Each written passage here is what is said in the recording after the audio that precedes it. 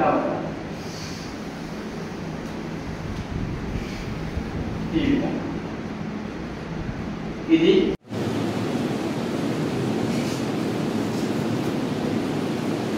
చూస్తున్నారు కదా అందరూ. రెండవది ఇలా చేయాలి. శ్వాస తీసుకోవాలి,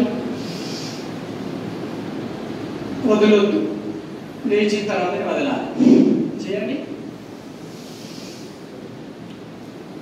ఈ పీల్చే గాలి కలుషితం, తిండి కలుషితం కాబట్టి మనసు కూడా కలుషితం అవుతుంది. వద్దు వద్దు అంటుంది ప్రతిదీ మంచిది. పొద్దున నిద్ర లేవాలి అంటే లేవనివ్వదు. ఎందుకంటే తినే అన్నం అలా అయిపోయింది కెమికల్తో, యూరియా, డిఏపితో. కాబట్టి మనం మనసుని గట్టిగా చేసి ఒక అడుగు ముందు వేయాలి. వ్యాయామం కోసం మనసుని గట్టిగా చేసుకోండి. వద్దన్నా కూడా లేవాలి.